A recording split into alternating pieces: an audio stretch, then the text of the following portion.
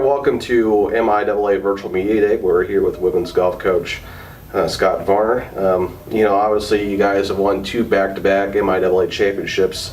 You fell a little short of regionals last year, went nationals the year before, and do you have any extra motivation this coming year? You just came a handful of strokes short of going to nationals for a repeat year. Absolutely. That was a big disappointment because if you remember, we won the conference the week before, 2 weeks before, and we won arguably the biggest tournament in the region the week before that. And again, we've won 8 tournaments in the last 2 years. We've won more tournaments of teams in the region than anybody in the region the last 2 years. With this nucleus of this team that is still with us because they were all freshmen 2 years ago, it was heartbreaking last year. It's just golf is all I can tell you. We made the NCAAs again. From the previous year, we finished 8th in the nation. We absolutely expected to go back to the national championship final and improve upon that. We felt like we were a better team. Arguably, we were. But we had a couple kids falter and struggle a little bit on a pretty difficult golf course, and a couple other teams that we had beaten basically most of the year stepped up and clipped us.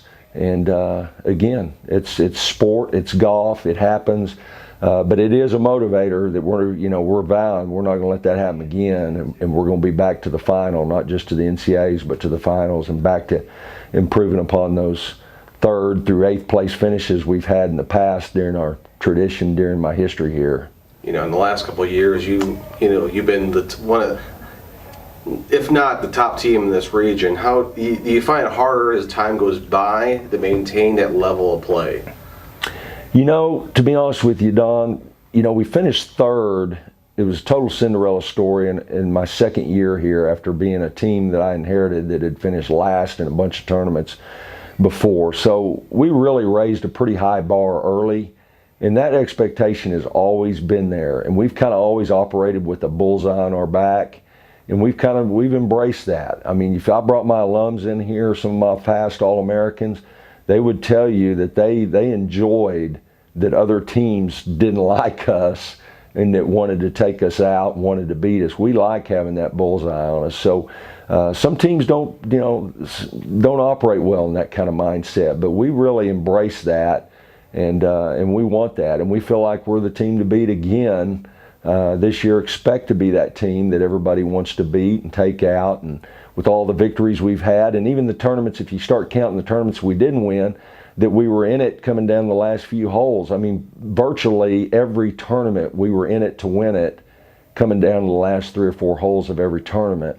So again, that's where we want to be, and that's who we are.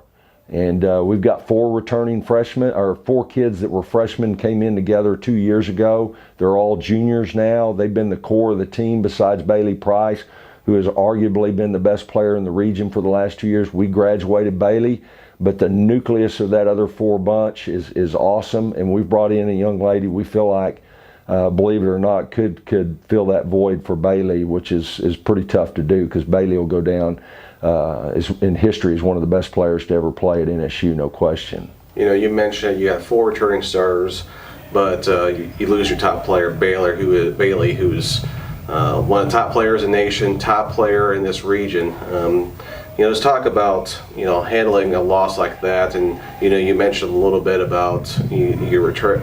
You got a great newcomer coming in. Let's talk about a few things like that. Well, in coaching, you're either getting better or getting worse, number one, and we want to always be getting better. But number two, the sum of the parts has got to be better than the loss of the one, and that'll always be the case. So I expect our 4 players that have been an integral part of our team, and Ebba really stepped up in a big way. Ebba Moberg, out of that crew last year, she became one of the premier players in the region last year, along with Bailey. In fact, she beat Bailey several times last year and won the big region tournament that was up in Springfield. It was the second to the last tournament of the year, which was, again, arguably the biggest tournament of the year in the region. She is, I expect her to be a premier player in the region the next 2 years. But we've got, 3 other girls returning of that 4 out of that team that have had their moments, and I absolutely expect them. They've been all conference players, all region players of themselves.